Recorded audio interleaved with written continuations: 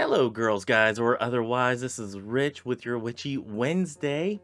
Um, so before I get too far into this, we're gonna have a little story time first. First off, let me get the little advertising part out of the way. If you're not yet subscribed, go ahead and hit the subscribe button right down here. Hit the bell notification because you might be notified whenever a new video comes out. Hit that like or dislike button. Doesn't matter to me. It all appeases the algorithmic gods of YouTube. All hail the algorithmic gods of YouTube. And remember to leave a comment if you agree, disagree, or have anything to impart on this subject. So, okay, let's have a little story time first. Because Rich here is a little irritated. It's nothing that y'all did. It's purely something that happened since I got home. I sold something on eBay and I can't seem to find where it is placed. I have a very stringent system on how everything is put and all that, so I can find everything in a moment's notice. However, I can't seem to find this one item. It's a little baby scale that, has cute little crap on it and all that. I've had it for years and have had it online for years. Finally sold to someone, I think in Japan, and I can't seem to find it. So that irritated me. My printer, whenever I was sending out some orders for eBay, my printer was trying to print my labels in legal size, not letter size, which is not what my label stickers are. So that irritated me. And then I tripped over the baby gate for the dogs, and that irritated me. So I'm a little irritated right now. And we're just going to kind of calm down. We're going to kind of just rest for a second. On top of all that, though, I got to get this off my chest too, is I spent $80 on a book. Not something I normally do. This was a specific book that has specific things in it that I wanted to learn about. And it's not like a mass-produced book or anything, so finding this book was, it was... Actually, no, I spent $65 on it because I did the counter offer on the on old eBay there, but that's what it regularly sells for, and somebody wanted $80 for it, and with shipping and all that, yeah, it came out to about $80. Anyway, no, it would have come out to about 70, I think, somewhere around there. Anyway, it was a shit ton of money, okay, that I normally never spend on a book. Okay, so get it in, and I have had this for a couple months, haven't read through all of it, been reading a little bit here, digesting it, ruminating over it, and moving on to another reading material, such as the Outer Temple Witchcraft, which is not behind me. It's somewhere around here. Doesn't matter. Reading Outer Temple Witchcraft, reading scriptural studies and whatnot, and, preparing stuff for old YouTube here. Now, I took this book down with me to Dover, and I'm getting emails in, sorry about that. I took this book down with me to Dover, and I can't seem to find this book anywhere. And it's really irritating me because I clearly remember putting it on this shelf right behind me. Because I even said, oh, do I want to, show off this book, or, do I want to, wait until I can properly give it a good review or a bad review, whatever. And I decided to put it up on the next shelf higher. I cannot find this book to save my life. I looked all day yesterday, could not find it. I looked this morning, I looked throughout my car, I looked through the bags that I take down to Dover, because maybe I put it in a bag that I usually don't put things in. Cannot find it. So I am just fit to be tied, as my family would say. So I just need to get that off my chest. First off, now to the main Witchy Wednesday, which we are talking about. And again, I don't have the Outer Temple Witchcraft. Well, yes, I do. I lied. It's right here. Okay. As things are falling down, which is not helping the irritation. We are talking about calling quarters, and you know what? Let's go ahead and cover evocation. And I'm just gonna riff off this because I was going to put something together, have it a little bit more formal, and you know what? No, I ain't got time for that, and I ain't got the patience for that today. Um, this is Tuesday night at like 8 till 9 in the evening. So yeah. Anyway, so what I wanted to say on the calling the quarters, first off, let's review where we've been so far.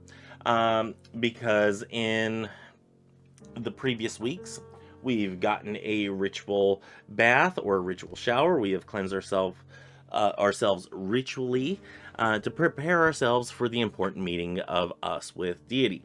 We have casted the circle, and that sets the barrier of where the where it's outside of time and place.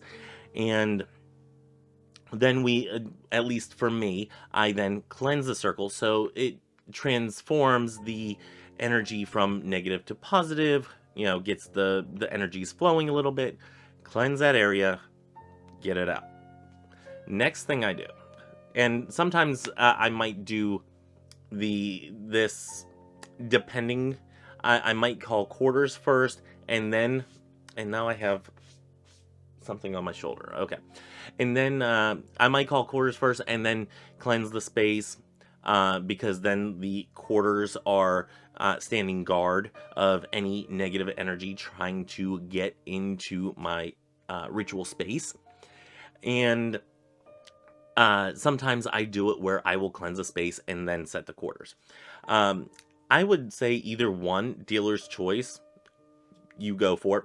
My main thing is to make sure that the energy is transformed to be a positive and holy energy, with the work at hand to that it is honoring the work that is at hand, the honoring of spirit. That is not something that would offend a deity type figure. So yes, that is how I do it. It might be before quarter calls that I cleanse circle, might be after quarter calls I cleanse circle. So dealer's choice on that. I would say, either way is fine. For me, calling quarters is, the let's see, the best word that I can use is the centurion. The sentry that is standing in the way of negativity. And one way to look at it is that, especially if you're dealing with angels, if you are one that deals in ceremonial type of magic where you are calling upon angels to stand at each of the quarters, the directionals, at the cardinal directions, so east, south, west, north, in that order, at least for me. Your mileage may vary. If you have angels standing there and they have their wings out, there is, at the cross quarter spots, their wings will, they will cross like that. So they are effectively barricading that circle, facing out, barricading that circle, so that anything that is going on within circle is protected and is kept sanctified, kept holy. Again, this is a ritual thing that we are doing. This is not something that should be taken lightly. That doesn't mean that you cannot have some frivolity in your circle. Absolutely, depending on the deity that you work with, it might be something that is very much honoring of that deity. For me, in my working with Christ and Sophia, it's more of an honoring and being there in their presence, and learning the wisdom and the lessons that they are imparting upon me. Not so much a time for laughs and jokes and whatnot. Of course, if you have that type of relationship with your deity, or the figures that you have that are coming into your circle, that you are evoking into your circle, then, absolutely, frivolity is great. Having jokes, having laughs is a great thing. I would say that, even as far as having sex in circle would be something that is honoring to a deity of a more sexual nature, such as Pan.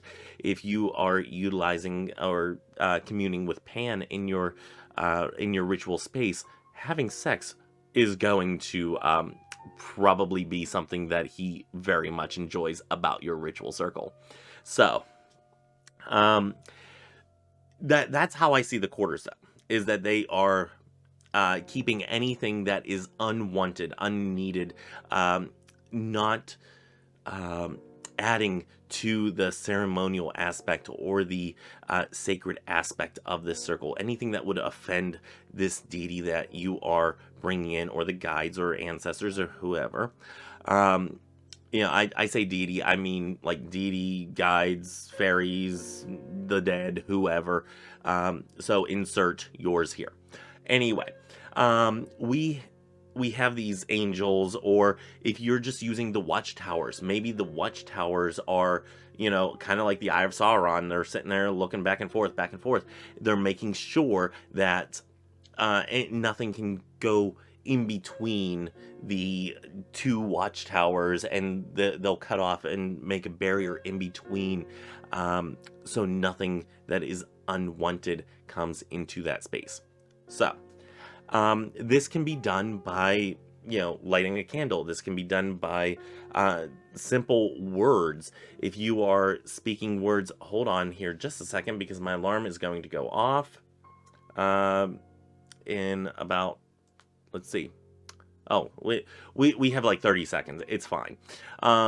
So anyway, what was I saying? Son of a gun. I just realized it's 8:59 and my alarm goes off at 9 o'clock. So, anyway, this can be done by lighting candles. This can be done by ringing a bell in the east, lighting a candle in the west, or in the south. Having water in the west, and sprinkling salt in the north. It can be done with any of these types of things. Okay, there we go. Or it can just be like spoken word. You can say, okay, hey, element of air, the eastern watchtower, please come down and protect my circle, or give us your presence to protect this sacred space. It can be something simple. I'm actually in the process, and it is very much a process that I want to think through a lot and ruminate on a lot, because my practice, I want to kind of revamp parts of it. And one of those parts is my circle casting, or not my circle casting specifically, but some of the wording that I use in invoking the watchtowers, or invoking the elements. That is something that I'm in the process of redoing for my practice, and seeing how it fits. If it fits, I'll keep it. If it doesn't, I'll change it. Doesn't matter. Doesn't mean that my practice hasn't worked very well thus far. Just means that I want to change it and see how something else works. So, kind of give the variety, the spice of life, to my practice. So yeah, you can change these at any given time. If you are into ceremonial magic, there is a ton of books out there. One that I will recommend is oh geez. Oh, son of a gun. I can't think of it now. Oh, Modern Magic by Donald Michael Craig, I think. I think that's the one. I think he's dead now too. I'm not sure. I think he is. But anyway, pretty sure. But I do recommend that book. It spells things out fairly easily, and I would like to do it on a Witchy Book Club series. However, Christopher Penzek keeps on winning out on these. So, yeah. Anyway. Talks we need to have with the Witchy Book Club people. I'm not hating. I'm not hating.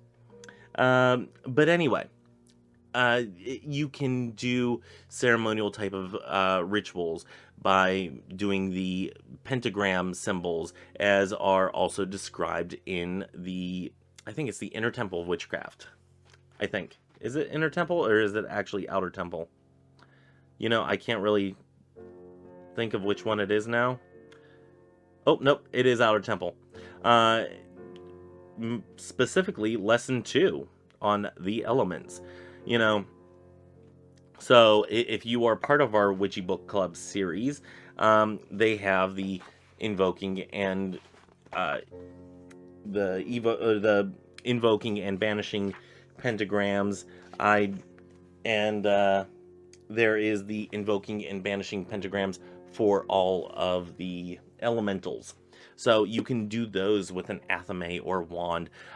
In ceremonial magic, the wands or the swords are air, not wands, which is always something that confused me. And yeah, it's something that I'm trying to reconcile within my own practice. If I want to utilize an athame or a sword of sorts into my practice. So that's something that I'm trying to think whether or not it's something that speaks to me. So yeah, that's something that's happening. And you can go to each one of the cardinal directions and do these pentagrams as instructed and see if that works. There are certain ones, especially in ceremonial magic, that you recite certain names of gods or of God, or you recite, the archangel's name in a certain way, intoning on certain things. And I think that is absolutely beautiful to its core. It's very hard for me to remember. So it is very much something that I would have to have at each one of the quarters, probably on a little card, like an index card, at each one of the quarters, in order to remember exactly what to say and the movements to do. So we've called the quarters, we've set our boundary with the circle, and we've set beings there, however you see these beings, to make sure that nothing gets into that said circle. Now it is time to invoke Deity, or again, guides, guardians, the fae, the dead, doesn't matter. While all this is going on, I usually have an illumination candle, a candle that gets lit before everything is cast and is the last thing to be extinguished. From that candle, I try to light everything. Doesn't always work. Sometimes, it's like, okay, just go to a match and just do it. Just do its thing and let's move on. But an illumination candle, I definitely use that for the goddess and god candle, or god then goddess, depending on which one feels right to you. I think I've always gone goddess then god. Yes, I think I've always done that. And you know what? Maybe that's something else I want to change up. Maybe I want to do Christ then Sophia. I don't know. I have caffeine. It's my cappuccino. Yeah. I'm not really wound up either. I'm actually quite tired. However, I'm so irritated by everything that I mentioned earlier that, yeah, I'm speaking very quickly. You probably don't need that caffeine because I might not be able to fall asleep being this irritated. And nap time's or sleep time is coming here in about a half an hour or so. Anyway, invoking Deity, that's where we're at. You can evoke, evoke, however you want to call it. I can use the terms interchangeably. Invoking is bringing the deity into yourself. Not really something I'm comfortable with. Evoking is where you just, ask spirit to be here. Um, and that's the way it's commonly used. Now, there are some definitions where invoking is you're bringing deity down, and evoking is where you're sending deity away, or asking deity, or saying thank you to deity and saying, okay, we're done here. I've heard it used interchangeably, and to me, it really doesn't matter. It's whenever you're bringing deity into circle. So, bringing deity into circle, or inviting deity into circle. I have some acid reflux, sorry. I usually envision it with, the statuary of Christ and Sophia, and I envision it as deity coming into that vessel, and that being a focal point for which, I am honoring deity, not honoring the statue itself, but honoring deity, and giving me a focal point to kind of gear towards or look towards, if that makes sense. I hope that makes sense. So I ask deity to come down, to be present in this circle. And this, again, can be done by simply lighting. It can be used or done by giving an offering, trying to coax them out, depending on the deity. Sometimes you need to, coax them out in a way like, hey, I really kind of need you down here right now. I need to discuss something with you. I need to talk with you, something like that. Some deities are a little harder to get into circle than others. Usually if you've been working with them for a while, they're like, yeah, sure, I'll come down to your circle, whatever, it doesn't matter to me. I am there for you, to help you, and you are there to, in effect, worship me, or to work, my will and, whatnot. So, depending on your relationship with deity, absolutely. So anyway, you bring deity down, or you invite deity down. They come down. Again, can be done by words, lighting a candle, giving an offering. Some deities like to have food. Some like to have wine, liquor, caffeine. Here, deity. Anyway, that's the way you get to summon me. You put out coffee. Anyway, so this can be done in so many different ways. Without knowing a specific deity that you are working with, it would be very difficult for me to specifically give you some ideas of what kind of things to do in order to invite deity down. Sometimes people ring bells. Different intoning of bells mean different things, so do look that up. Let me see. As per usual, the Book of Shadows is just an arm's reach away. Actually, not as per usual. Let's see. And you can go very old school, and you can say, hail to the lady, and, Lord and lady, please come down and be present in my circle. You can definitely do that. But use your own words. Come up with your own types of sayings or something like that. Your own poetry. Look up poetry. Or, here it is, bell correspondence. 1 ring at the beginning of a spell or ritual. 3 rings to pause for cleansing items of negativity.